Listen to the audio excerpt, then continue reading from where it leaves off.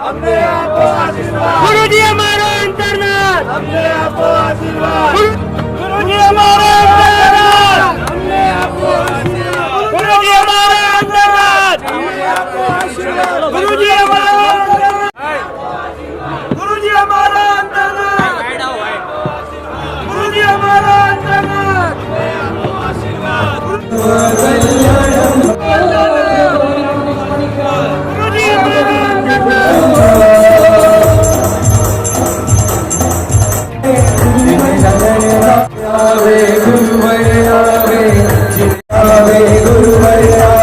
सारे स्पीकर बंद करवा दीजिए।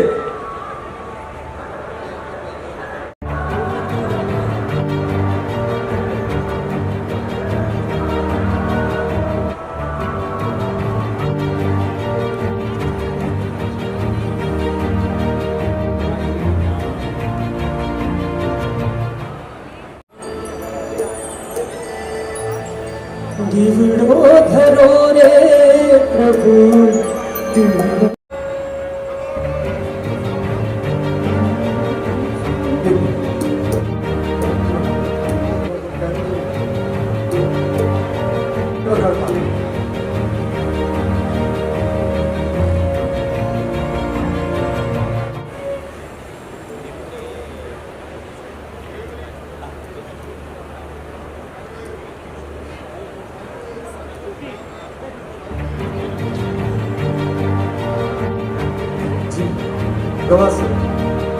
दिवड़ो धरो रे प्रभु, दिवड़ो धरो,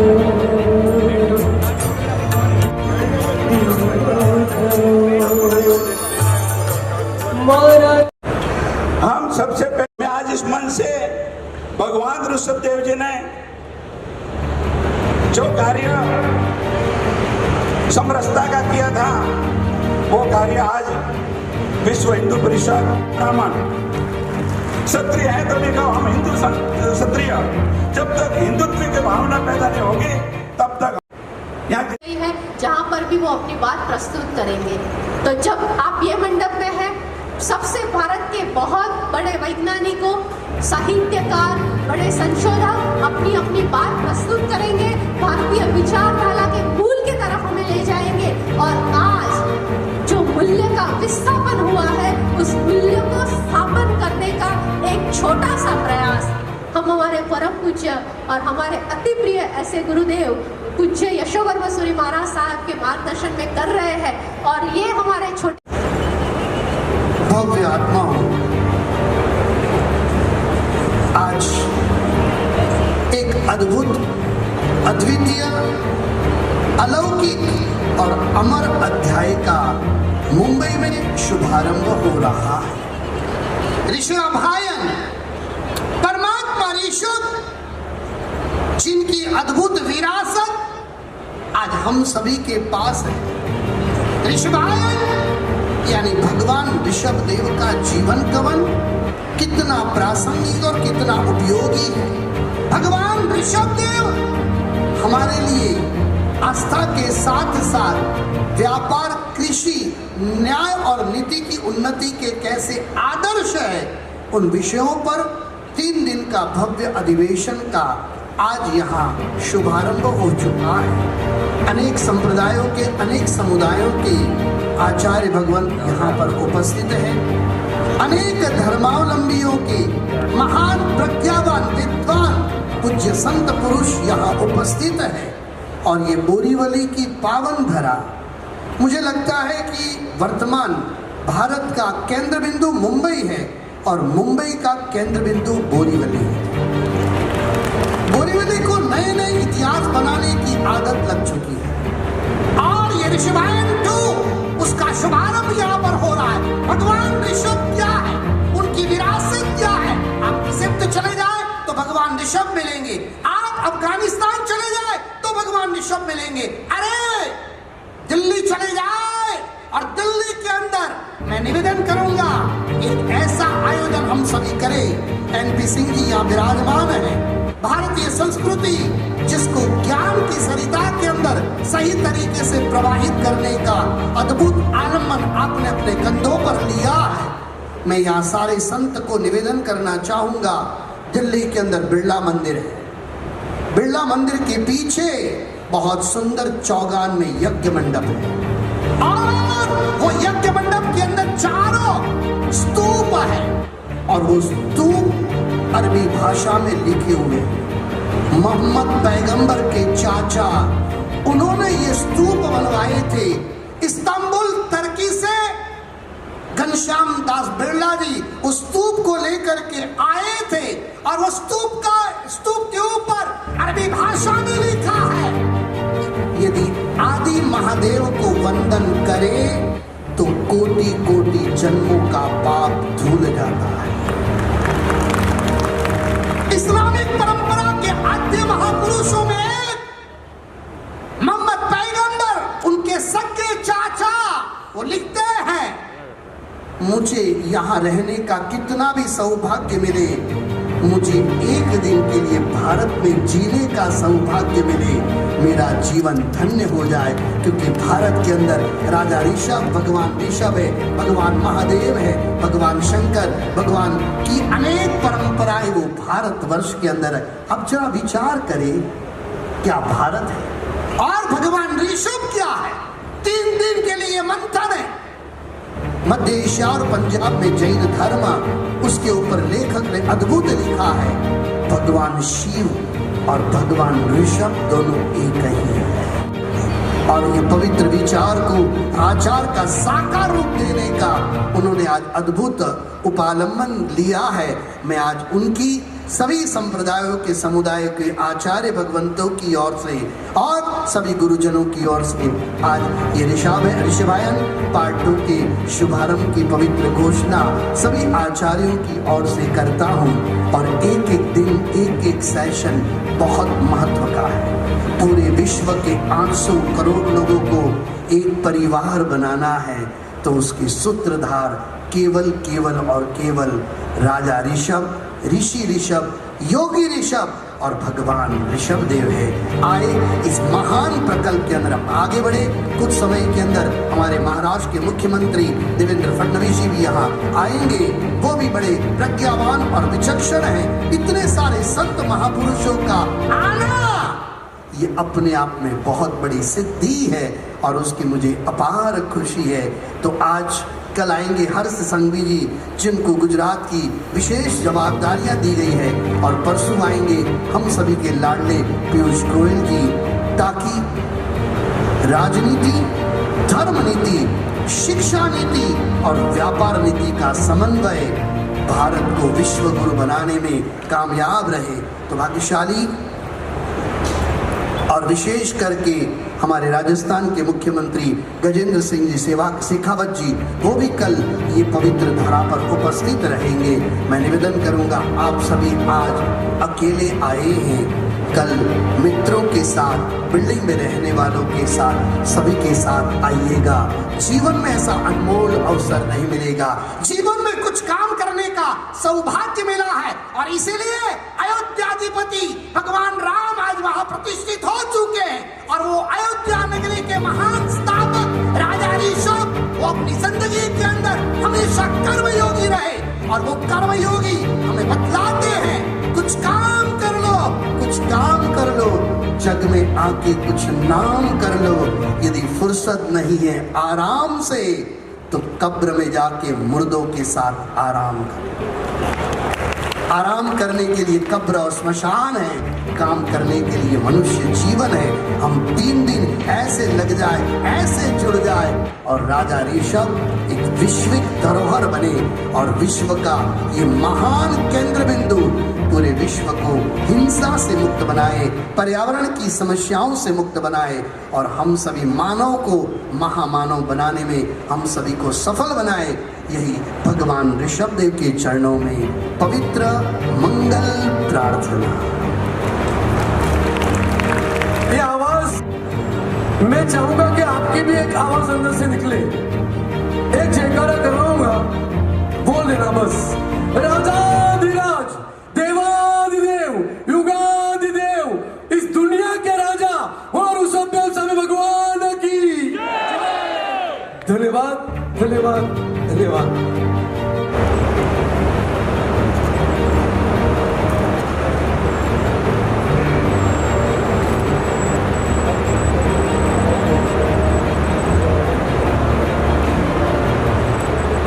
संस्कृति के आदि स्रोत, आदिनाथ, आदि योगी, आदि भट्टारक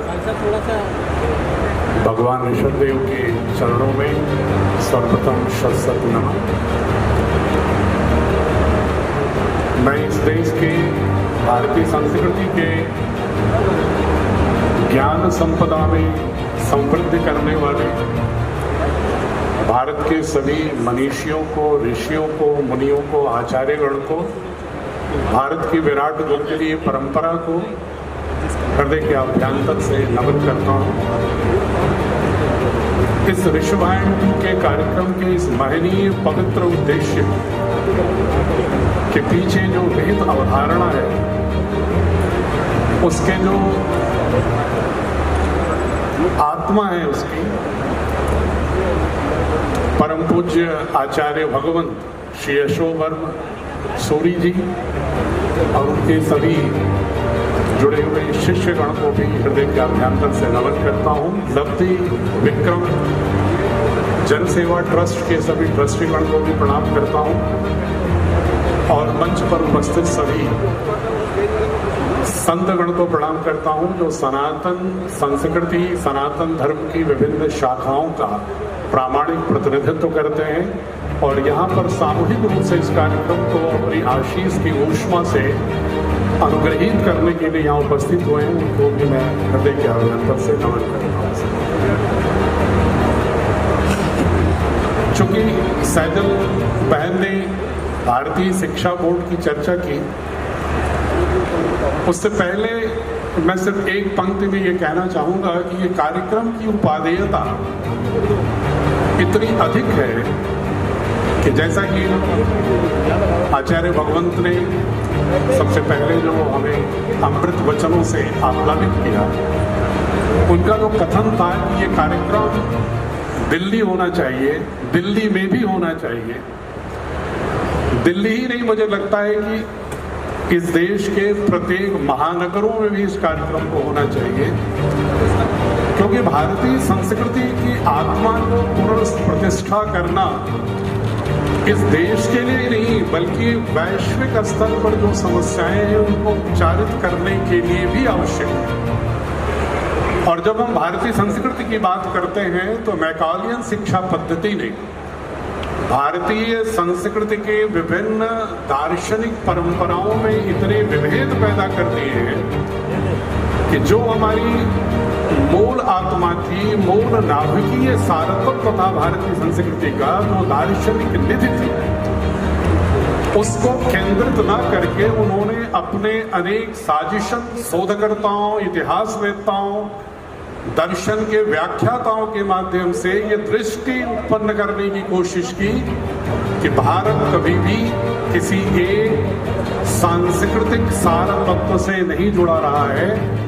भारत बल्कि एक अवैज्ञानिक, उन्होंने यहाँ तक कह दिया कि सपेरों का देश है, मदारियों का देश है, और मैकाले ने ब्रिटिश पार्लियामेंट में यहाँ तक कह दिया कि भारत की जो भी ज्ञान परंपरा की बात होती है वो लंदन के एक लाइब्रेरी के एक सेल्फ में भी अगर रखा जाए तब भी सेल्फ में जगह खाली बची रहेगी। ये अपमानजनक शब्दावलियां ब्रिटिश पार्लियामेंट में मैकाले कहते हुए भारत की पूरी ज्ञान संपदा, ज्ञान परंपरा को या तो भारत की शैक्षणिक विधा के सभी आयामों, curriculum, syllabus, text book, pedagogy, assessment, सभी से या तो बाहर कर दिया या उसके प्रति बहुत ही हीन भावना पैदा करने वाली दृष्टि विकसित कर दिया, जिसके कारण से आज हम देख रहे हैं कि इतनी फॉल्टलाइन सृजित हो गई है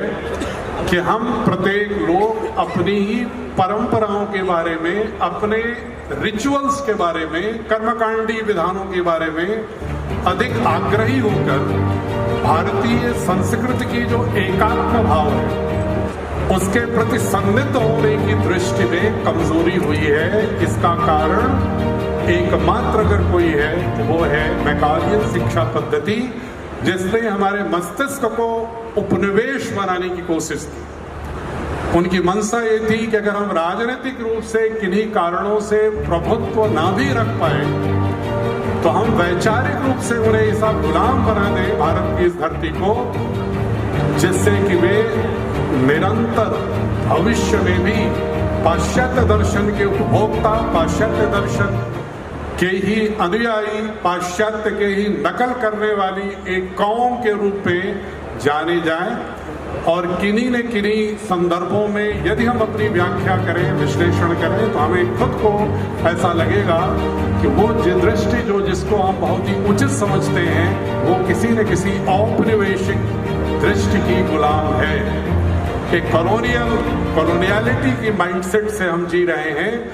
ये तब पता चलता है जब आप भारतीय संस्कृति की पूरी सांस्कृतिक यात्रा को सही ढंग से, प्रामाणिक रूप से जानने की कोशिश करते हैं। और मैं बहुत ही प्रामाणिकता थे, जैसा भी सैजल बहन कह रही थी, ये बात कहने से पहले कि भारत की संस्कृति श्रेष्ठतम संस्कृति है और विश्व का मार्गदर्शन कर सकती है। 21वीं सदी में विश्व में जिस तरह की समस्याएं हैं, जिस तरह के हिंसा, आतंक, क्लाइमेट चेंज, जलवायु परिवर्तन, ग्लोबल वार्मिंग, ग्लेशियर्स पिघल रहे हैं, समुद्रों में तूफान है, -50 डिग्री के क्षेत्रों में भी जंगलों में आग लग रही है, स्पेस में भी गार्बेज इकट्ठा हो रहा है, समुद्र में भी गार्बेज इकट्ठे हो रहे हैं। ऐसे में जिस तरह की हलचलें पूरे पृथ्वी को संकट में डाल रही हैं, उसको अगर उपचारित करना है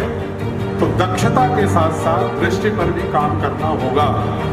मैं 21वीं सदी के विज्ञान, technology, artificial intelligence, nuclear technology, space technology, biotechnology, energy crisis के लिए अन्य विकल्पों पर समाधान के लिए दक्षताएं विकसित करना तो आवश्यक होंगी, लेकिन इन दक्षताओं का प्रयोग हम किस दृष्टि से करें?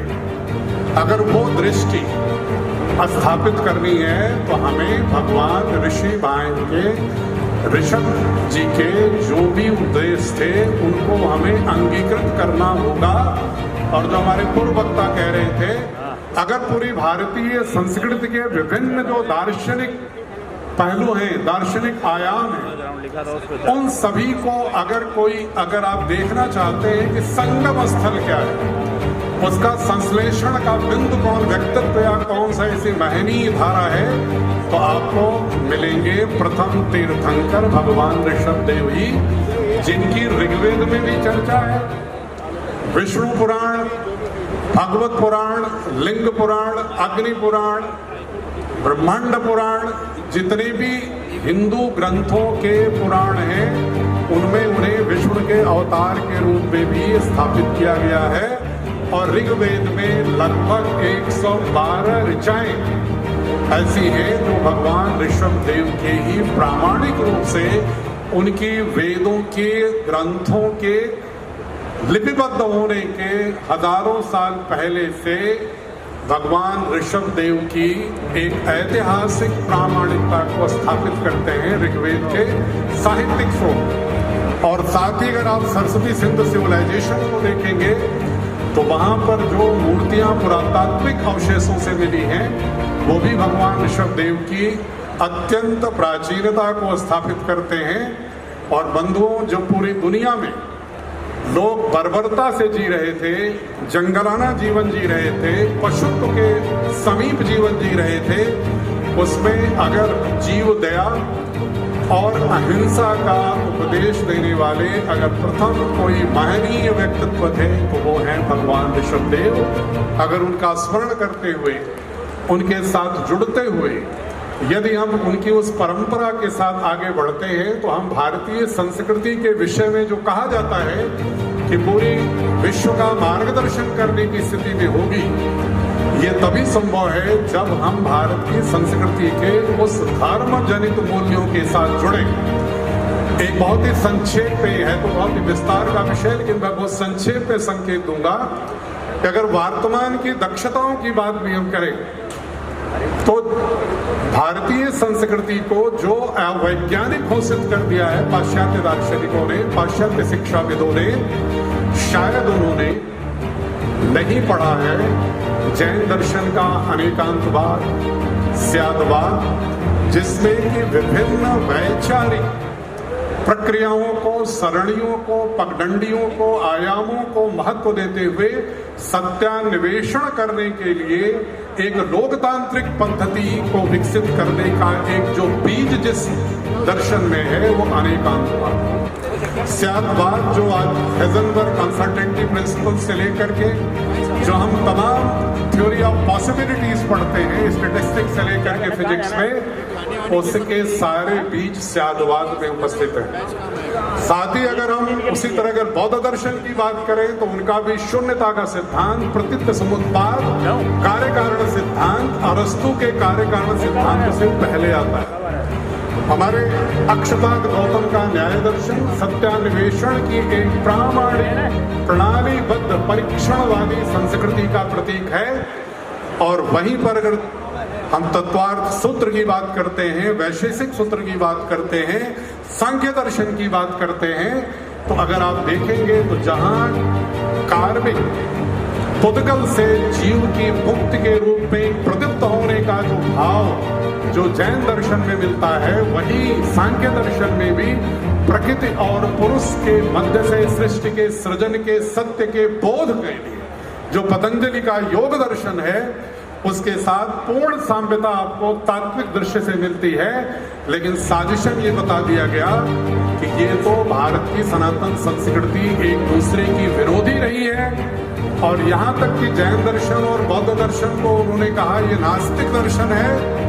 बंधुओं, नास्तिकता और आस्तिकता जिस तरह से उन्होंने वर्गीकृत किया है, इसमें भी बहुत ही बड़े दोष हैं, क्योंकि नास्तिक तो वो कहलाता है जिसको अपनी स्वयं में आस्था ना हो, जिसको अपने स्वयं के व्यक्तित्व में आस्था ना हो, और जो दर्शन जैन का, जो दर्शन बौद्ध का, जो दर्शन सनातन के उपनिषदों का स्व को इस रूप में परिभाषित करता हो कि वो समस्त पुद्गल से, समस्त आजीवों से मुक्त विदेह की स्थिति में और स्वयं को प्रकृति के समस्त घटकों के साथ परिभाषित करते हुए, जिसमें यस्तु सर्वाणि भूतानि आत्मनेव पश्यति सर्वभूतेश्चात्मानं ततो न बुजुगुप्सते ततो को मोहः को शोकः एकत्वम् अनुपश्यतः ईशावास्यमिदं यत् सर्वम्। ये जो भाव दिया गया है, ये भाव भारत की सनातन संस्कृति में है। आज फ्रांसिस बेकन जो पाश्चात्य दार्शनिक है, जो 17वीं 18वीं शताब्दी में उन्होंने दृष्टि दिया कि प्रकृति हमारी दासी है, nature is to serve you, और जबकि हमारी संस्कृति, भारत की सनातन संस्कृति सभी दर्शनों में कहती है माता भूमि पुत्रो हम पृथिव्या, हमारी माँ है प्रकृति। जिस तरह से माँ के गर्भ में हम पोषण पाते हैं, जिस तरह से हम माँ के गर्भ में माँ को बिना क्षति किए हुए उसके पोषक तत्वों से अपनी समृद्धि करते हैं, उसी तरह से हम समूचे प्रकृति के गोद में, गर्भ में, ये मानव ही नहीं सारे जीव, सारे अजीव सभी उससे पालित पोषित होते हैं। इसलिए उस प्रकृति के साथ तेरे तक तेरे बुद्धि था, जो निवृत्तम आवश्यक हो जीवन के लिए, जीविका के लिए उसका उपयोग करते हुए, जो जैन दर्शन में भी उपवास की बात होती है, त्याग की बात होती है, तप की बात होती है। और बंधुओं, उसी तरह से जो पंच महाव्रत है जैन का, पतंजलि का यम एक साथ मिलता है, अहिंसा, सत्य, ब्रह्मचर्य, अपरिग्रह, आस्ते, ये दोनों धारणाएं जैन दर्शन में भी हैं, पतंजलि के योग दर्शन में भी हैं। ये इन पाश्चात्य लोगों को बताने की आवश्यकता है कि हमारे यहाँ दार्शनिक रूप से तत्व मीमांसा में कोई भेद नहीं है।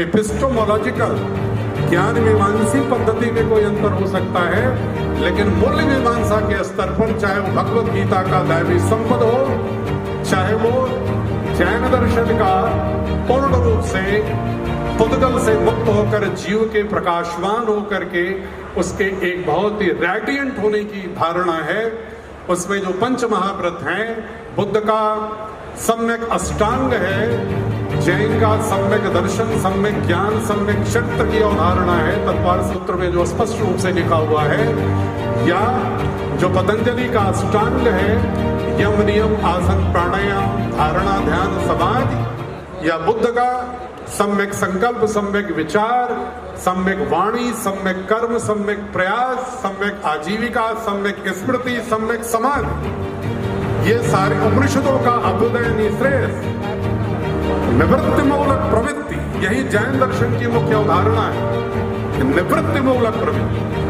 और यही हमारे वेदों के उपनिषदों की भी धारणा है। इसलिए भारत की यही सिख दर्शन का निराकार पूर्वक वेदांत दर्शन का पूर्णतः एकात्म भाव है। इन सारे ही दार्शनिक तत्वों को अगर एक साथ अगर हम बच्चों को उनकी भाषा में, उनकी कक्षा में अन्य विषयों के साथ विज्ञान, प्रौद्योगिकी, गणित पढ़ाने के साथ साथ अगर हम उन्हें बता सके कि पाश्चात्य को गणित अरब के माध्यम से भारत से ही गई, और चाहे वैदिक गणित के लोग हों, चाहे वो बौधायन हो, चाहे वो आर्यभट्ट हो, ब्रह्मगुप्त हो, चाहे वो भास्कराचार्य हो, चाहे वो हमारे आचार्य महावीर हो, जैन मैथमेटिशियन बंधुओं, आपको बता दूं कि जो स्कूल सिद्धांत में ब्रह्मगुप्त ने वृत्त के जो क्षेत्रफल के लिए, आकलन के लिए जो सूत्र दिया था, यदि आधार और लेंथ ना हो तो भी कैसे उसका आकलन हो सकता है, उसके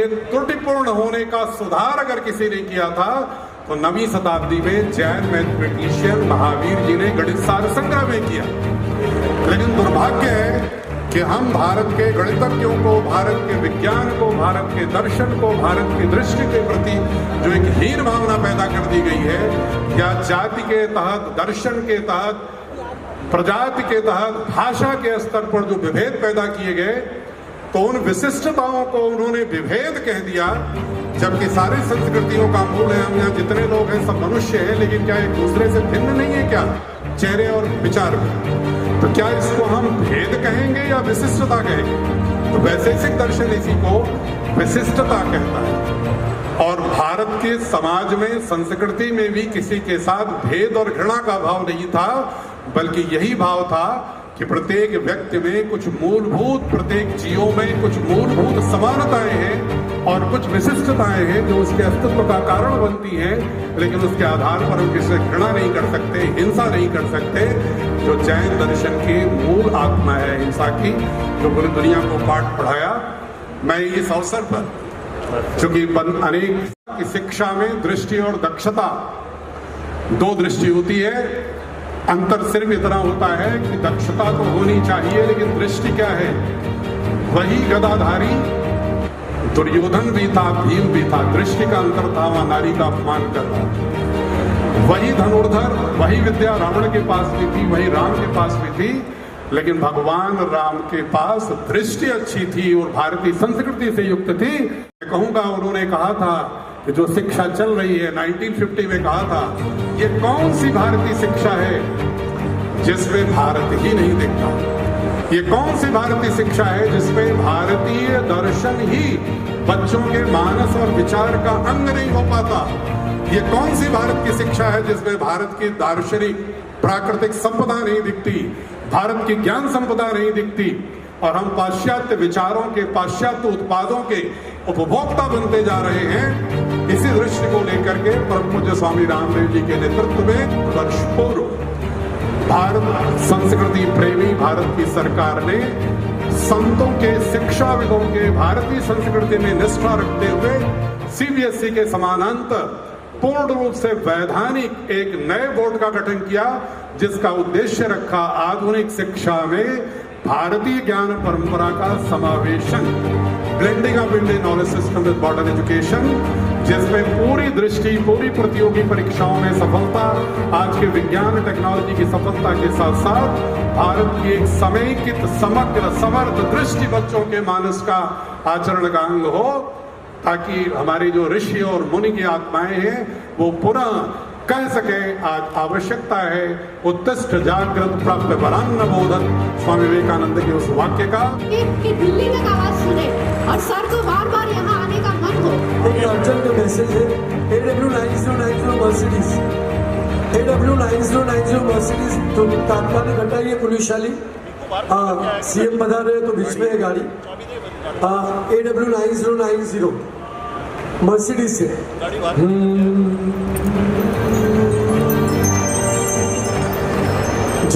जयति शासनम जैनम जयति शासनम जैनम जयति शासनम जैनम जयति शासनम कृष्णानंद वीर की जय बोलो महावीर की कृष्णानंद वीर की जय बोलो महावीर की जैनम जयति शासनम जैनम जयति शासनम जैनम जयति शासनम जैनम जयति शासनम। परम पूज्य प्रसन्न मुनि स्वामी जी बाप परम पूज्य आचार्य घुमचंद सुसूरी महाराजा परम पूज्य आचार्य भाग्य आचार्य भगवंत और पदस्थ साधु अन्यास प्रवर गणिवर्य मुनि भगवंत नमो श्री ऋषभायन नमो श्री ऋषभायन नमो श्री ऋषभायन नमो ऋषभ। बहुत धन्यवाद।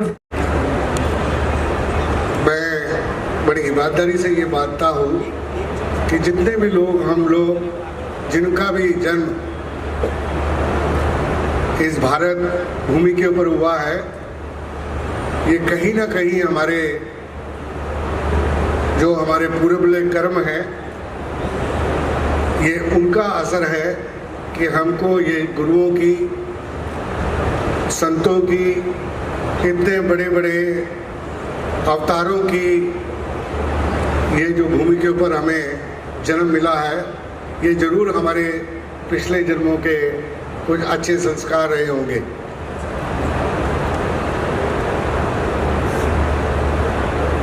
आज हम यहाँ पे जैन धर्म के बारे में हमने बहुत सारी जानकारी हासिल की। मेरा मानना ये है कि जितने भी हमारे अवतार हुए हैं, गुरु हुए हैं, संत हुए हैं, उन्होंने हमें एक शिक्षा दी है। लेकिन आज जो हमारा हश्र है वो ठीक नहीं है। तो उसके पीछे क्या कारण है? कारण ये है कि हम उनका नाम लेते हैं, उनके ग्रंथ भी पढ़ लेते हैं, उनकी बात भी कर लेते हैं, समागम भी कर लेते हैं, लेकिन उनका जो संदेश था, जो मानवता के लिए, जो हमारा भाईचारे के लिए, उसको हम अपने जीवन में लागू नहीं कर पाते हैं। तो पढ़ना एक चीज है और उसको अपने जीवन के अंदर लागू करना दूसरी चीज है। यहाँ पे बहुत बड़े संत महात्मा, बहुत महानुभाव बैठे हैं। मैं अपनी तुच्छ बुद्धि के हिसाब से दो बातें करने जा रहा हूँ। वो ये है कि हमने अपने आचरण के अंदर जब तक हम बदलाव नहीं करेंगे, तब तक हमको बातों से कुछ भी प्राप्त होने वाला नहीं है। हमको वो करना होगा। गुरु ग्रंथ साहब जी के अंदर कहा गया है कि जो प्राणी इस जन्म में आया है, ये हमारे लिए बहुत सुंदर अवसर है कि यहाँ पे हम, क्योंकि इस देही को सिमरे देव कि जो देवता भी हैं, वो भी ये जो देही हमको जो प्राप्त हुई है मानव देह, इसके लिए उसकी कामना करते हैं। कारण ये है कि यहाँ से हमको प्रभु की प्राप्ति, मोक्ष की प्राप्ति का ये बहुत नज़दीक का द्वार है। हम सब ने जो एक परमात्मा है, एक ओम है, एक वाहिगुरु है, जिसको हम अलग अलग नाम से ले पुकारते हैं, लेकिन वो जो शक्ति है वो एक ही है, आद है, हमेशा थी, है और रहेगी। हमने नमस्ते नमस्ते। और क्या सर यहाँ पे सर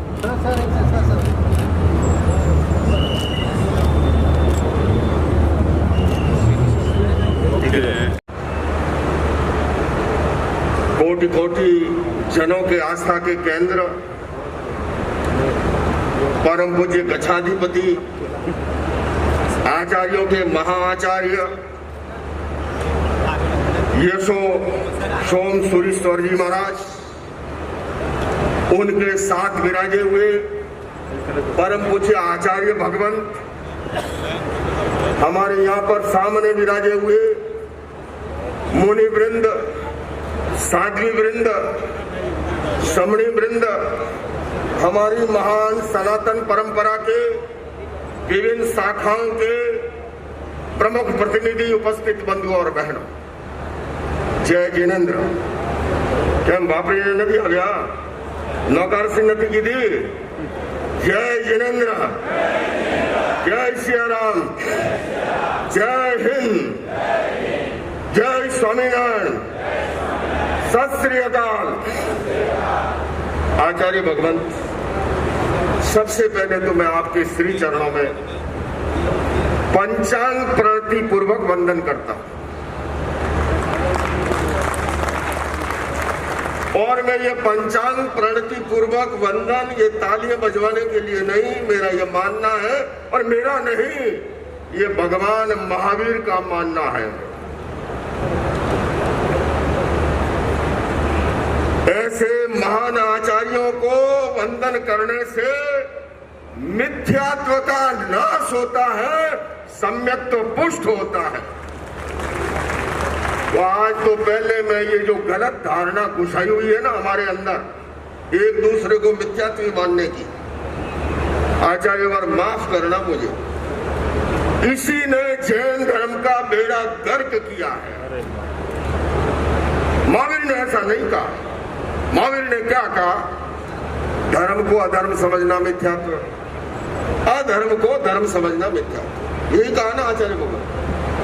मार्ग को कुमार्ग समझना मिथ्यात्व। अब मुझे बताओ, कौन सा जैनी है जो मर्डर को धर्म समझता हो, रेप को धर्म समझता हो, डकैती को धर्म समझता हो, चाहे वो तपागच है, खतरगच है, अचलगंज है, तेरापंथी है, स्थानकवासी है, दिगंबर है, सभी अहिंसा को धर्म मानते हैं, करुणा को धर्म मानते हैं, सद्भावना को धर्म मानते हैं, क्षमा को धर्म मानते हैं। अरे भला 99% हम सारी चाहिए मिलती है, केवल उपासना की 2-4 प्रणाली छोड़ दो। उन 2-4 को पकड़ के एक दूसरे को मिथ्यात्व मानते हो।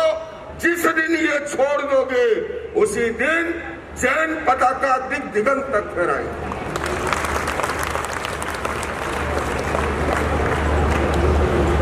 छोटी मोटी बातों में उलझे हुए हो, हालांकि उसके परिणाम मुझे भी भोगने पड़ते हैं। कहते आप तो गाड़ी में बैठते हो। मैं कहता मैं गाड़ी में बैठता हूं, तुम्हारे पीछे गाड़ी चलती है झंडा लगाए हुए, और आप माइक में बोलते हो। मैंने कहा मैं माइक में बोलता हूं, तुम्हारे नीचे माइक है या ऊपर माइक है, छिपा के बोलते हो। बोले आप मोबाइल पे बात करते हो। मैंने कहा मैं मोबाइल में सीधी बात करता हूँ, तुम्हारे पास एक 20-30 हजार का आदमी और रखा हुआ है, वो बात करवाता है तुम्हारी। अरे कब तक डर डर के जियोगे? महावीर ने कहा है अबे हुए बिना अहिंसक नहीं हो सकता। लाख लोगों की भीड़ थी सर तन से जुदा करने वालों की। और जगत गुरु जी जितेंद्रानंद जी, उस समय आपके भगवाधारी भी थे वहां पर, एक ने हिम्मत नहीं की उठने की। और मैं इस मंच को निवेदन करना चाहूंगा, अभी नया पद्म सागर जी चले गए हैं, है ना, जब जब भी चुनाव होता है उनका जोर से वीडियो आता है, मैं उनसे कहूंगा। और जितेंद्रानंद जी महाराज, आपके प्रति बहुत सम्मान है मेरे मन में, पर इतना अवश्य कहूंगा, आप मुसलमानों ने ये मंदिर तोड़ा, वो मंदिर तोड़ा, ये कहते हो, पर ये भी कहो जैनों के इस देश के अंदर और कौन से ऐसे हैं जो हमारी संस्कृति को मिटाने में लगे हुए हैं, हमारे तीर्थ स्थानों में मिटाने के लगे हुए हैं, हमारे इतिहास से मिटाने में लगे हुए हैं। इस व्यामोह को छोड़ो।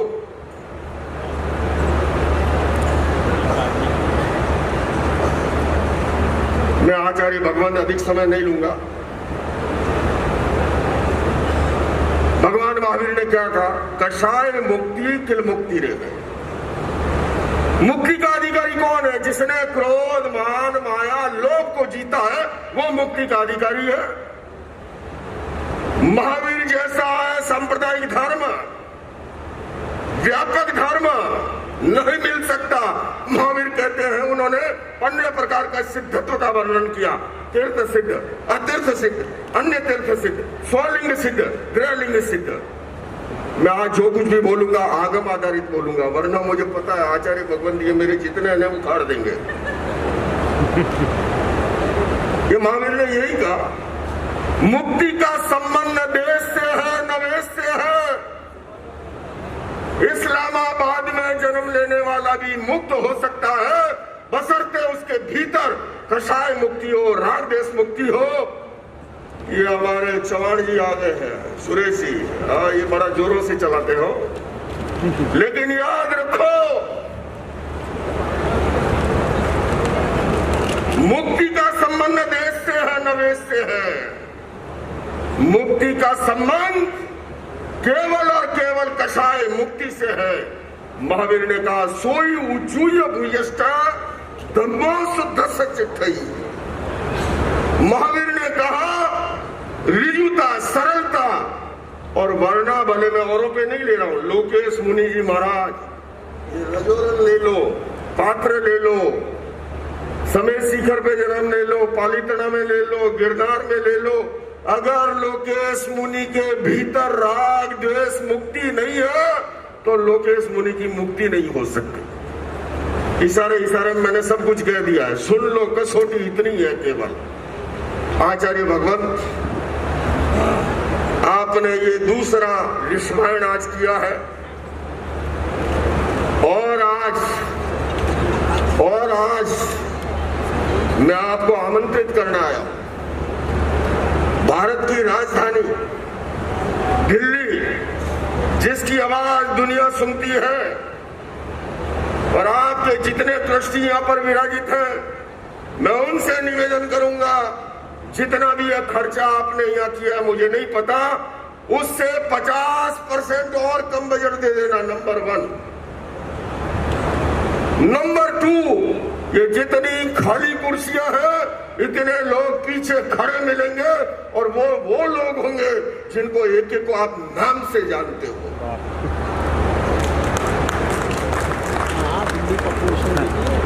जैन धर्म, भगवान ऋषभ जिन्होंने अशी मसी कृषि का संदेश दिया, ब्राह्मी और सुंदरी जिनके आधार पर ब्राह्मी लिपि का आविष्कार हुआ, लाल किले ग्राउंड में होते प्रोग्राम, भरत जी जिनके आधार पर इस देश का भारत वर्ष नाम पड़ा है। आज भी आपको शुगर कोटेड गोलियां देके लोग भटकाएंगे, इससे जोड़ेंगे उससे जोड़ेंगे। कभी सत्य से पीछे मत हटना। याद करना गुरु तेग बहादुर सिंह जी को, धर्म के नाम पर अपने आप को कटवा दिया, लेकिन उन्होंने असत्य को स्वीकार नहीं किया। ये देश ऋषभ पुत्र भरत के आधार पर इस देश का नाम भारतवर्ष पड़ा है, ये सच्चाई है। लोग कहते हैं मुझे कई बार कि आप तो कहते हो मैं हिंदू हूं, मैं अभी भी कह रहा हूं आचार्य वर, मैं आपके इन सब के बीच में मैं कह रहा हूं मैं हिंदू हूं, तो आप कहेंगे आप तो मिथ्यात्वी हो गए फिर। पर जितेंद्र जी महाराज, मैं आपको ये बता दूं, इतना सा अंतर है। हिंदू की परिभाषा आप व्यापक करोगे, जो आधार सुप्रीम कोर्ट ने दिया, जो बात मोहन भागवत जी ने 10 मंच से कही है, हिंदू एक राष्ट्रवाचक शब्द है, एक सांस्कृतिक शब्द है, एक भौगोलिक शब्द है। और आचार्य भगवान, मैं जहां जन्मा हूं ना, वहां आज भी सासू जी को हाउ जी कहते हैं, साल को हाड़ कहते हैं, शीरा को हीरा कहते हैं। श का अपभ्रंश होकर के ह बना और सिंधु नदी के इधर रहने वाले हिंदू कहलाए। और आपको यह भी बता दूं चित्रानंद जी महाराज, हिंदू शब्द का सबसे प्राचीन उल्लेख, ये मैं ऑथेंटिक बात कर रहा हूं, 2 जगह मिलता है। एक जैनों के चूर्णी साहित्य में, जहां आचार्य कहते हैं अपने शिष्य से, एहिम हिंदू देशम बच्चामो, आओ हम हिंदू देश की ओर चले। मुझे किसी जमाने में 90 के आसपास अडवाणी जी ने कहा था कि आचार्य जी एक ऐसा उल्लेख फारसी साहित्य में भी मिलता है। लोग मुझे कहते हैं मैं अभी राम कथा का आयोजन कर रहा हूं, आपको बता दूं ये राम कथा का आयोजक है जैन मुनि, भारत मंडपम में कर रहा हूं। मोरारी बापू 9 दिन की कथा करेंगे मेरे विश्व शांति केंद्र मिशन के लिए। तो आप कहते यार तुम तो सनातनी हो गया। अरे कान खोल के सुनो, मैं जन्मजात सनातनी हूं। घड़े नहीं उतर रही है इसलिए पूरी तालियां नहीं बज रही। अब मैं बताऊं मैं सनातनी कैसे हूं। आचार्यवर अपष्टानुपूर्वितया ये आगम का शब्द है, न पहले न पीछे, अनादि काल से हमारा धर्म चला आ रहा है, जो सनातन है, जो शाश्वत है, जो त्रैकालिक है, और इसलिए मैं सनातन हूं। आचार्यवर आप जो काम कर रहे हो ना, मैं अपने शरीर की चमड़ी छिलवा के आपके जूतों बना करके भी पहना दूं, आपका ऋण नहीं चुका सकता। आपने जो ये ऋषवाण 2 किया है, लेकिन आप इस बच्चे को एक जिम्मा दे दो, भारत की राजधानी में मैं करता हूं, फिर आपको दिखाता हूं। ये सूरज जी जानते हैं, मैं माफ करना मुझे जैनी चैनल, हाँ कल को मुझे टारगेट न करे। मैं सबका सम्मान करता हूँ, पारस हो, आर्यन हो, जिन हो, जिनवाणी हो, जितने भी सबका सम्मान। महाराज जी आपको बताऊं, आप अपने ट्रस्टियों को समझाओ, एक ही चैनल है न्यूज एजेंसी इलेक्ट्रॉनिक मीडिया की सबसे बड़ी, वो है ANI। ANI का फुटेज गया नेशनल, रीजनल, इंटरनेशनल 400 चैनलों में वो लाइव जाता आपका प्रोग्राम, और सारी दुनिया देखती। इन्वेस्ट, अरे जैनियो तुम तो बिजनेसमैन रहो, इन्वेस्टमेंट ऐसी जगह करो चवन्नी ₹1.25 में चले। तुम ₹1.25 खर्चते हो और चवन्नी का रिजल्ट नहीं लेते। प्रिंट मीडिया की एक ही सबसे बड़ी एजेंसी है, वो है ट्रस्ट ऑफ इंडिया। तो सुरेश जी ठीक कह रहा हो ना, PTI। एक PTI ने खबर दे दो, आपके दिव्य भास्कर में भी छपेगी, जन्मभूमि में भी, गुजरात समाचार में भी, टाइम्स ऑफ इंडिया में भी, हिंदुस्तान में भी, नवभारत में भी, और अमेरिका के टाइम्स और वाशिंगटन में भी छपेगी। जितना जल्दी समझ जाओगे उतना भला होगा। जैनों ने अतीत में भी भूले की है। आचार्य, और मैं अपनी बात खत्म कर रहा हूँ, लंबा हो गया है, क्षमा मांग लूंगा, पर जरूरी था, 2 मिनट ले रहा हूँ। कितना अंतर है वो बता रहा हूँ। विश्व धर्म संसद हुई थी शिकागो में 1893 में। स्वामी विवेकानंद जी के प्रति मेरे मन में अपार सम्मान का भाव है, पर जितनानंद जी महाराज एक बात बताऊं, जैनियों की एक शख्सियत गई थी उसमें। उस समय वो 23 भाषाओं का ज्ञाता था, 250 यूनिवर्सिटियों में उसने लेक्चर दिए थे, और उनका नाम था वीरचंद राघवजी गांधी। ये जैनियों को पूछो तो वो कहेंगे ये फिर कौन है? अरे इस हिंदू परंपरा ने विवेकानंद को सर आंखों पे बिठाया, वो स्वामी विवेकानंद हो गए, और तुमने उठा करके वीरचंद राघव जी को न्यात बाहर कर दिया, वरना आज तुम्हारे घर में भी एक विवेकानंद होता। वर्तमान में और भूले मत करो ऐसे। श्रीमद रायचंद्र हुए और वीरचंद राघव जी गांधी महात्मा गांधी के रूम पार्टनर थे। एक जर्मन स्कॉलर ने उनको श्रेय दिया किसी काम का, वहां वो कहता है ना हूं क्या ना हतो, क्या वीरचंद भाई गांधी था? वहां मैं मोहनदास करमचंद गांधी नहीं था, क्या वीरचंद भाई गांधी था? ये तमारी विरासत है। बीजो दाखला आपको तुमने श्रीमद राजचंद्र, ये महात्मा लोगों का अहिंसा अहिंसा अहिंसा महात्मा गांधी। अरे महात्मा गांधी ने अहिंसा की जाति समझ मरी ना, ये वीरचंद राघव जी गांधी था हमारे जैन। आज विश्व को अगर किसी धर्म की जरूरत है तो इसी सत्य सनातन जैन धर्म की जरूरत है, क्योंकि वो हमेशा जोड़ने की बात करता है, तोड़ने की करता नहीं। महावीर ने अनेकांत दर्शन दिया है। लंबा ज्यादा हो जाएगा, फिर मैं क्षमा मांगने के लायक भी नहीं रहूंगा, फिर कभी बुलाना आऊंगा। लेकिन मैं अब जाते जाते ऊपर तभी जाऊंगा जब तुम सबको रास्ते ले आऊंगा, वरना ऊपर जाऊंगा नहीं। सुनो, गर्क करके रख दिया है। 100 करोड़ लुटाते हो, 200 करोड़ लुटाते हो, 300 करोड़ लुटाते हो, पहुंचते कहीं नहीं हो। आचार्य भगवंत आपके सानिध्य में एक नारा दे रहा हूं, जहां जिनालय क्या विद्यालय, जहां जिनालय क्या विद्यालय। जिनालय जरूरी है, हमारे उपासना का स्थान है, संस्कार देते हैं। विद्यालय इसलिए जरूरी है, विद्या ही एक रास्ता है जो हमारे भीतर अंतर्दृष्टि को जागृत करता है। इन्हीं शब्दों के साथ मैं आचार्य भगवंत फिर से आपके श्री चरणों में पंचांग प्रति वंदन करते हुए मैं अपना स्थान ग्रहण करता हूँ। ओम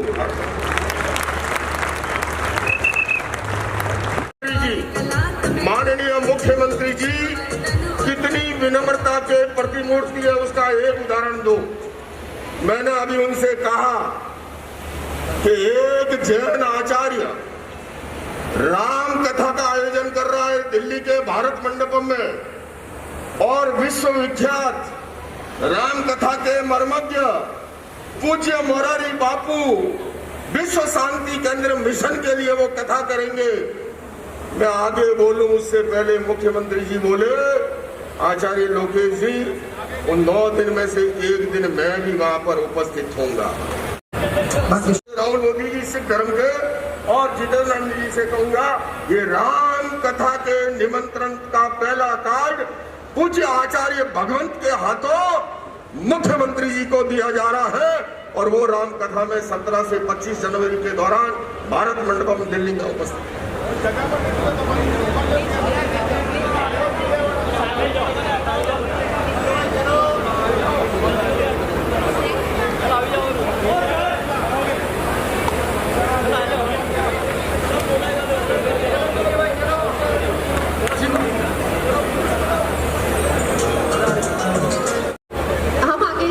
समग्र भारत धरोहर ऐसे राजा ऋषभ, प्रथम योगी ऋषभ और प्रथम तीर्थंकर भगवान ऋषभ, जो हमारे पुराणों में, हमारे आगम सूत्रों में, हमारे पिटकों के अंदर उनका भरपूर वर्णन है।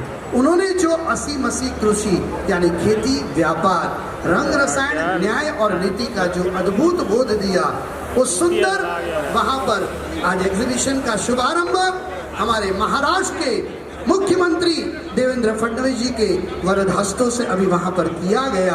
अब जनता के लिए उसको खुला किया जा रहा है, और ये ऐसे मुख्यमंत्री है, ऐसे प्रभावशाली है।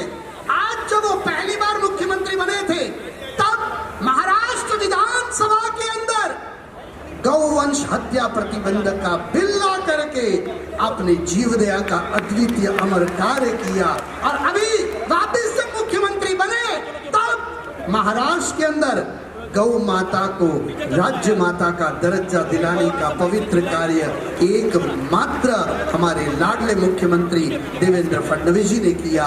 उनकी प्रतिभा, उनकी ऊर्जा, उनकी मेहनत, और आज जो महाराष्ट्र, बाकी सब तो राष्ट्र कहे जाते हैं, ये महाराष्ट्र कहा जाता है। ये महाराष्ट्र की आन बान और शान यदि कोई है तो हम सभी के प्रिय देवेंद्र फडणवीस जी के हैं, आज जिनके जीवन पर एक दाग नहीं लगा। महाराष्ट्र की राजनीति में रहना, मुंबई की राजनीति में रहना और दाग नहीं लगना, ये असंभव होता है। बेदाग मुख्यमंत्री, ईमानदार मुख्यमंत्री, प्रजा के सच्चे सेवक मुख्यमंत्री, महिला और कन्या उत्कर्ष के आदर्श मुख्यमंत्री यदि संसार में हमने देखे हैं तो हम सभी के प्रिय देवेंद्र फडणवीस जी को देखे हैं, और आज वो यहाँ ये पवित्र कार्य के अंदर पधारे हैं। किसी भी प्रकार के व्यवधान के बिना मैं अब निवेदन करना चाहूँगा, हम सभी के प्रिय और साथ में हम सभी के लिए बहुत ही आदर्श ऐसे पुण्यशाली मंगल प्रभात जी लोढ़ा, वो कैबिनेट मिनिस्टर, वो साथ में उपस्थित है। साथ में हमारे यहाँ के कर्म योद्धा और अद्भुत कार्य करने वाले संजय उपाध्याय जी, वो हमारे बीच उपस्थित है, और साथ में हमारे यहाँ एमएलए बहन मनीषा ताई चौधरी जी, वो भी यहाँ पर उपस्थित है। ये सभी की मेहनत से ही ये कार्य संपादित हुआ है। और मुख्यमंत्री जी मैं खास बताना चाहूँगा, भगवान ऋषभ पे अलग अलग विद्वानों ने शोध करके 1111 ग्रंथ तैयार किए और कल ये संख्या 1400 तक पहुंच जाएगी और 12 यूनिवर्सिटी के साथ कल एग्रीमेंट साइन होगा। तो ये अद्भुत पवित्र कार्य यहाँ बोरीवली की भूमि पर हो रहा है और बोरीवली के सारे गणमान्य लोग, मैं तो अनुमोदना करना चाहूँगा और मुझे दिल से लगता है बोरीवली को इतिहास बनाने की आदत लग चुकी है और ये बोरीवली ऐसा क्षेत्र है जहाँ कोई भय नहीं है, जहाँ प्रेम और मैत्री है। रात को 3 बजे भी बहन बेटी अकेली जा सकती है। ये बोरीवली, ये मुंबई है और ऐसे हमारे यशस्वी कर्मयोद्धा, अद्भुत प्रभावक ऊर्जा पुरुष, ऐसे मुख्यमंत्री देवेंद्र फडणवीस जी से हम निवेदन करेंगे अपने हृदय के उद्गार यहाँ पर वो समर्पित करें। उससे पहले मैं निवेदन करूंगा हमारे गच्छाधिपति आचार्य भगवान यशोवर्म सुरेश्वर जी महाराजा को, जिन्होंने ये मेहनत की, जिनका ये कॉन्सेप्ट रहा, जिनका ये पुरुषार्थ रहा और जिन्होंने पूरे विश्व को राजा ऋषभ, योगी ऋषभ और भगवान ऋषभ के माध्यम से 800 करोड़ लोगों को एक परिवार बनाने का स्वप्न देखा। ऐसे आचार्य भगवान गच्छाधिपति यशोवर्म सूरी महाराज साहब से मैं निवेदन करूंगा वो आशीर्वचन फरमाए।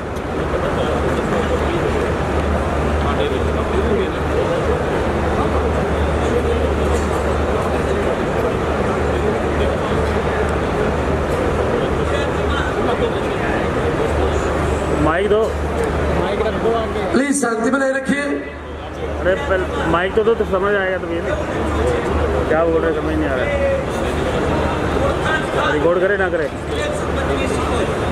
बड़ी गहरी बात है, ध्यान से प्रोत्साहन था એટલે સંબંધની શરૂઆત થાય અને ઉઠી જાય એટલે સંબંધ પૂરો થાય। बहुत बड़ी गहरी चीज है। ભગવાન ઋષભદેવ જે માટે આપણે આજે પૂરું થશે, એક વાર એમને જો ઓળખી જઈશું ને તો આપણી ઓળખાણની શરૂઆત કરીશું। ભગવાન ऋषभदेवे जो द्वितीय और द्वितीय संस्कार को बताई, भगवान ऋषभदेवे જે સભ્યતાના પાઠ આ સૃષ્ટિને આપ્યા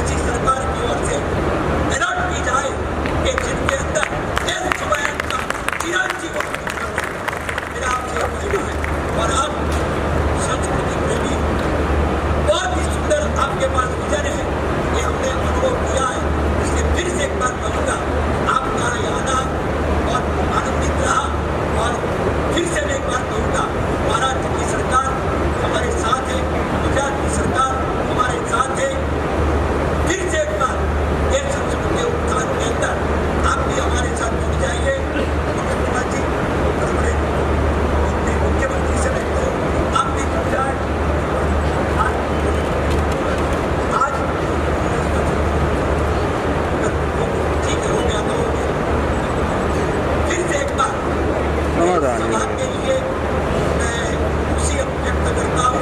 और शिवायत और जोर से, जैसे अभी सब संतों ने कहा पहले कि तीसरा दिन शिवायत आप दिल्ली में करो, हम लोग सभी तरह से तैयार हैं। सभी संतों ने, बहुत संतों ने कहा इसके बारे में सोचेंगे, मगर सबसे पहले महाराष्ट्र के अंदर इतनी नींव रखी जाए जो चिरंजीवी अपनी मूल संस्कृति, अपने पुरोधा की याद पूरे संसार को देती रहे। इसके लिए देवेंद्र जी से मैं फिर से एक बार कहूँगा, ऐसी कोई जगह जो जगह सुंदर हो, लोकेशन सुंदर हो, आना जाना भी हो, ऐसी कोई जगह ये कार्य करने वाले को सरकार की ओर से हो जाए तो शायद ये संस्कृति के लिए, जैसे गुजरात के अंदर स्टैच्यू ऑफ यूनिटी हमारे मुख्यमंत्री ने बनवाई, शायद ऋषभ देव जी के लिए महाराष्ट्र से हम शुरुआत करें। इसी उम्मीद के साथ अपना प्रवचन यहाँ विराम दूंगा और आगे के कार्यक्रम अभी कक्षाधिपति आचार्य भगवंत ने अपने उद्गार अर्पित किए। अयोध्या नगरी के स्थापक राजा ऋषभ और आज भगवान राम का अद्भुत मंदिर, जहां पर आज प्रधानमंत्री नरेंद्र मोदी जी के भव्य पुरुषार्थ से आज सानंद संपन्न हुआ है। आज बोरीवली की धर्मधरा पर मैं सामने देख रहा हूँ, गोपाल शेट्टी जी भी सामने उपस्थित है। बहुत दिल से आशीर्वाद है गोपाल भाई, आपने जो बोरीवली के पूरे क्षेत्र के लिए मेहनत की है, दिल से मुख्यमंत्री जी भी आपको बार बार याद करते हैं, बहुत अनुमोदना है। अब मैं निवेदन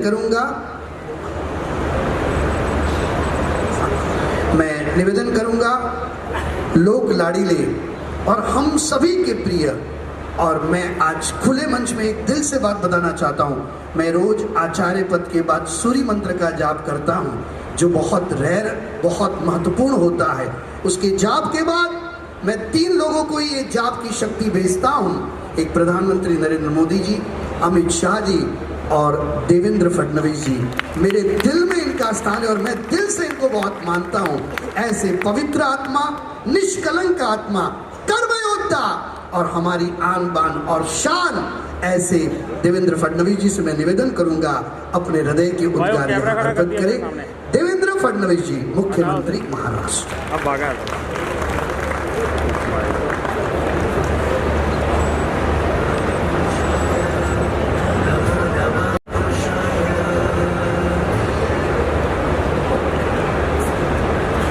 सबसे पहले भगवान ऋषभ देव जी के चरणों में मैं नमन करता हूँ। और आज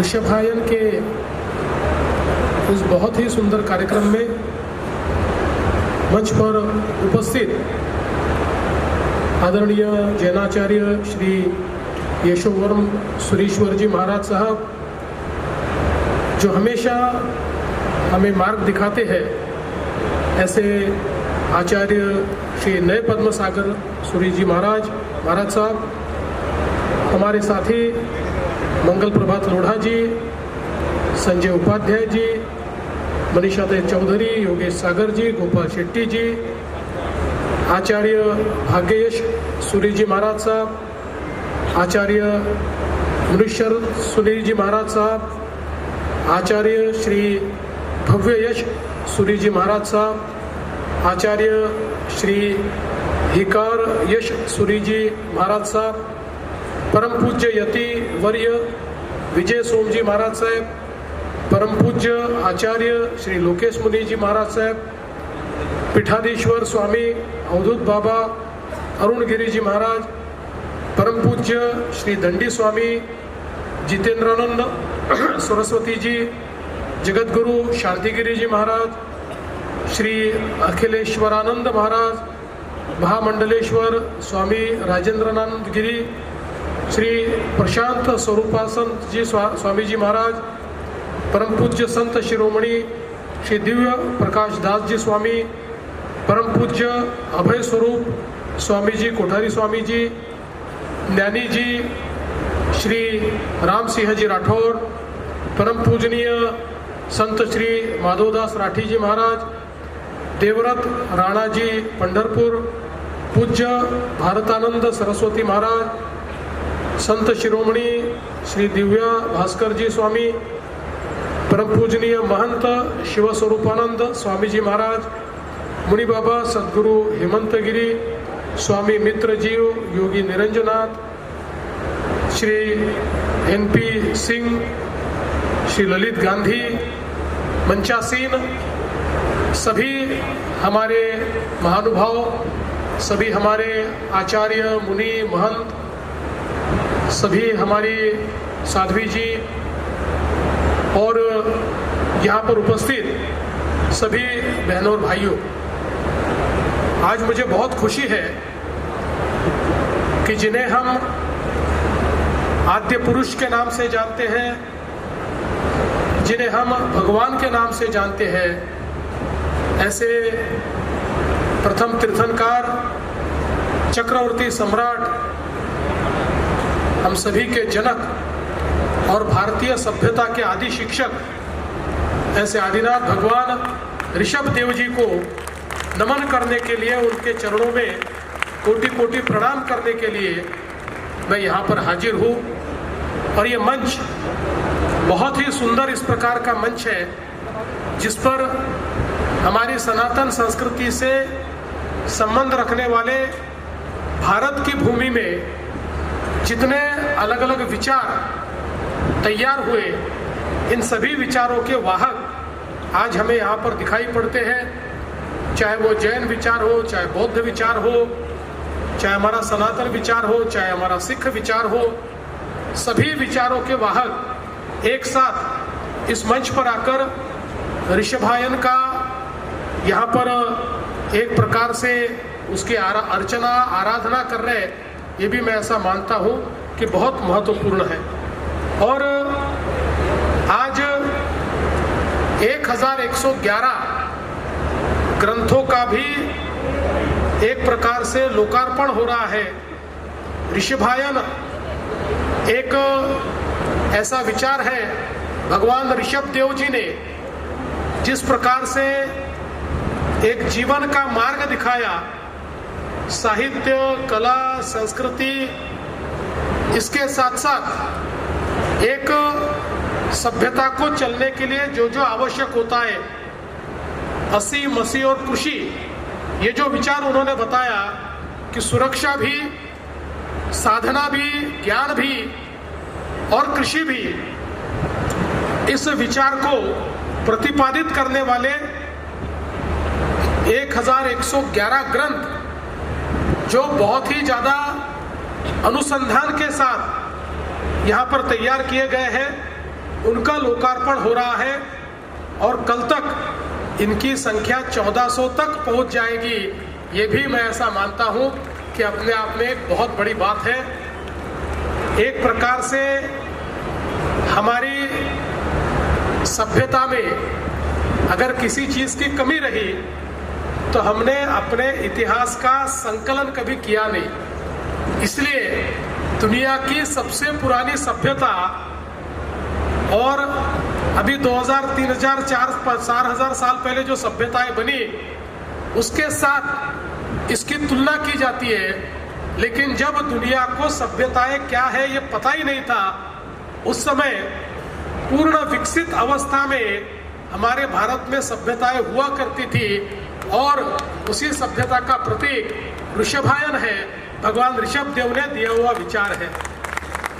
इसलिए मैं ऐसा मानता हूं कि आज सभी संतों का एक मंच पर उपस्थित होना ये भी बहुत महत्वपूर्ण है, क्योंकि ये जो हमारी एक भारतीय ज्ञान पद्धति है, जो एक इंडियन नॉलेज हमारी सिस्टम है, इस ज्ञान पद्धति को हमारे आने वाली पीढ़ियों तक पहुंचाना और जो वैश्विक विचार हम सबने पाया है, उस वैश्विक विचार से दुनिया का कल्याण हो, इस प्रकार की कामना करना, ये मैं ऐसा मानता हूं कि इस कार्यक्रम का मूल उद्देश्य है। विशेष रूप से हमारे सारे जैन संतों ने, मुनियों ने जिस प्रकार से त्याग की भावना के साथ हमारे विचार को जन जन तक पहुंचाया है, हमारे विचार को समृद्ध किया है, और इतना ही नहीं तो हमारी जो भगवान ऋषभ देव जी ने पुरुषों के लिए जो 72 कलाएं बताई है, स्त्रियों के लिए 64 कलाएं बताई हुई है, उसको भी जीवित और पुनरुज्जीवित करने का काम जो यहाँ पर किया गया है, मैं ऐसा मानता हूँ वो अपने आप में एक बहुत ही महत्वपूर्ण कार्य है।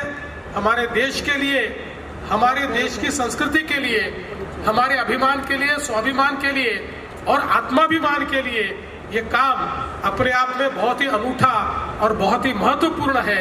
इसलिए हम सभी, हमारे जो महाराज साहब यहाँ पर उपस्थित हैं, उन सभी को मैं नमन करता हूँ और इस कार्य में महाराष्ट्र की सरकार की ओर से आपने जो अपेक्षा व्यक्त की है कि यहाँ पर भगवान ऋषभ देव जी के लिए कोई अच्छा स्थान तैयार हो, तो निश्चित रूप से आपसे चर्चा करके कुछ स्थान हम ढूंढेंगे और उस प्रकार का स्थान हम लोग निश्चित करके और एक जिसको हम वैश्विक कह सकते हैं, इस प्रकार का भगवान ऋषभ देव जी का स्थान यहाँ हम कैसे तैयार कर पाए और उसके माध्यम से जो उन्होंने हमको ज्ञान दिया है, एक प्रकार से सभ्यता को तैयार करने का जो एक विचार उन्होंने हमको दिया है, ये जो कलाएं हमको दिए, जो स्थापत्य शास्त्र हमको दिया है, जिस प्रकार से धातु निर्माण का ज्ञान हमको मिला है, जिस प्रकार से विनिर्माण का ज्ञान हमको मिला है, ऐसी सारी चीजें जो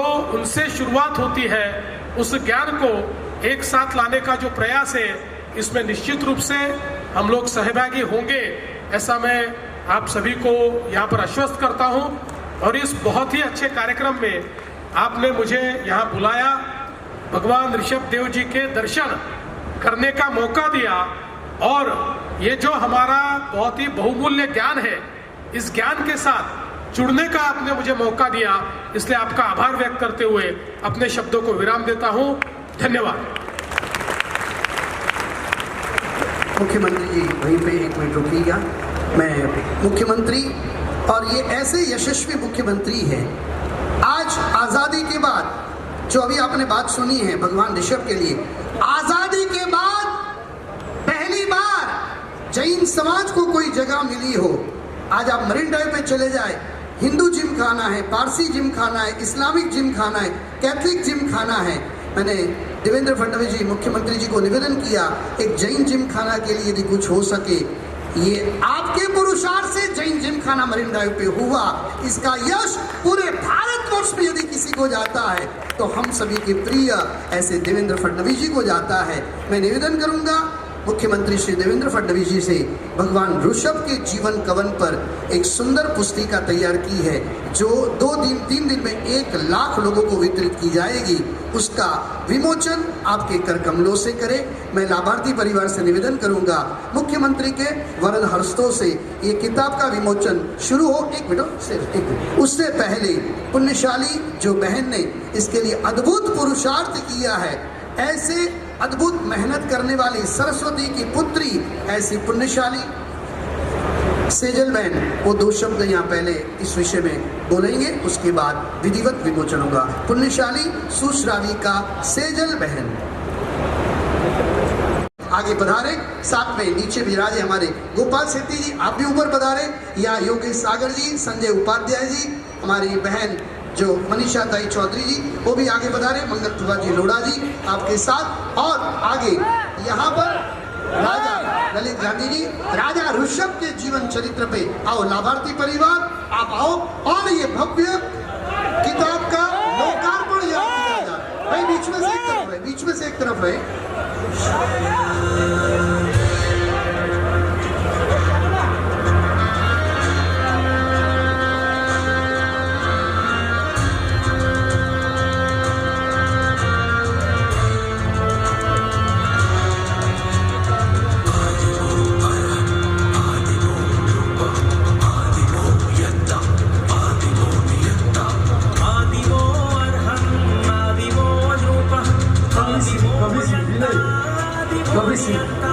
आदिमो गुरुः आदिमः षष्ठा आदिमः कर्ता आदिमो भर्ता आदिमो जयी आदिमो नयी आदिमो शिल्पी आदिमो विद्वान् आदिमो शस्त्रा आदिमो रौद्रः महाकाव्या गाथा है मानवीय संस्कृति के प्रतिष्ठाता की।